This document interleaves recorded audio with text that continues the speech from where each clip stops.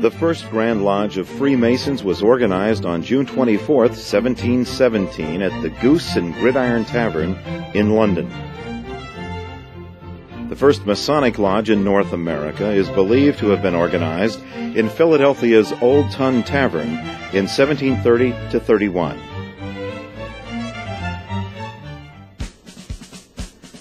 Within a few decades, prominent colonialists such as George Washington and Benjamin Franklin had become active Freemasons. The American Revolution was led by Washington and other Masons such as the Marquis de Lafayette.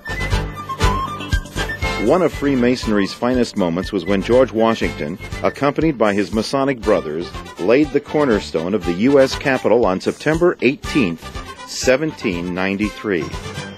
By 1801, Freemasonry was well established in the new nation, and an exciting new development occurred in Charleston, South Carolina.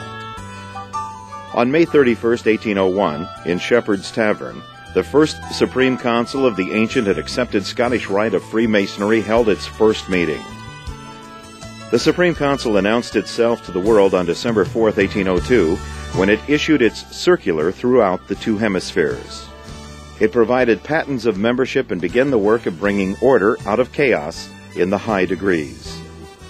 The abduction and disappearance of William Morgan in 1826 led to the anti-Masonic period of American politics. The Supreme Council was dormant during much of this period. Scottish Rite Freemasonry awoke from its slumber by the 1840s and showed signs of renewed vigor. Albert G. Mackey, Grand Secretary General of the Supreme Council, took his most significant step for Freemasonry when he conferred the Scottish Rite degrees on an Arkansas lawyer, Albert Pike, in March 1853. After the ruinous destruction of the Civil War, Albert Pike returned to Washington, D.C. to resume his law practice and to rebuild the Scottish Rite. Under Pike's leadership, the intellectual foundation of Scottish Rite was reinforced. The fraternity attracted prominent men of the day, including King David Kawakawa of Hawaii.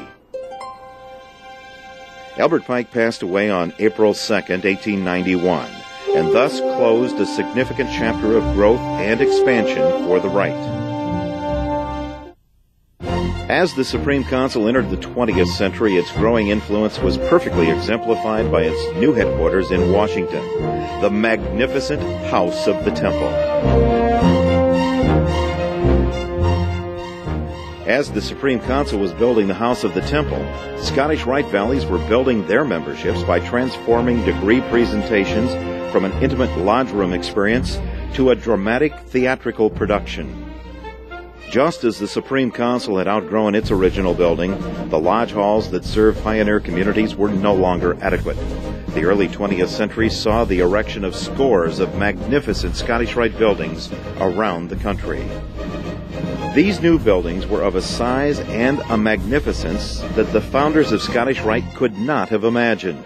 Albert Pike himself, who never saw a theatrical production of a Scottish Rite degree, would have been stunned at the sheer size of some of our buildings.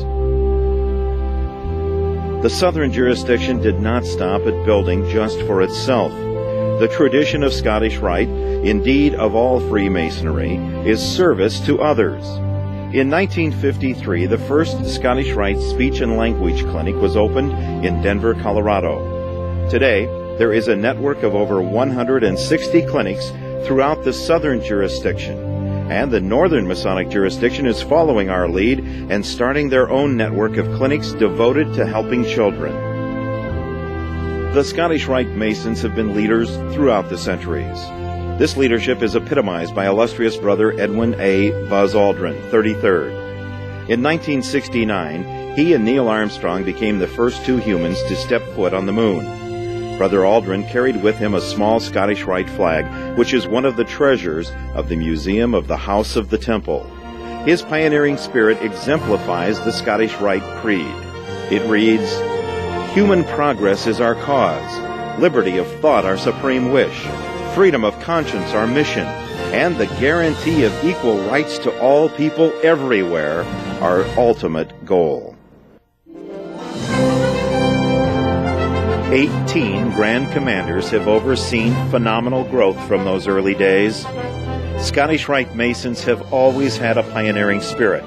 From beginning with 11 members in Charleston, South Carolina in 1801, growing to nearly 40,000 members in over 160 valleys in 1900, to over 500,000 members in 320 valleys in 2001. The southern jurisdiction alone has taken into its ranks 3.1 million of the finest men of the 20th century. Pioneering spirit, hard work, and enduring values. Values as fundamental today as 2 centuries ago.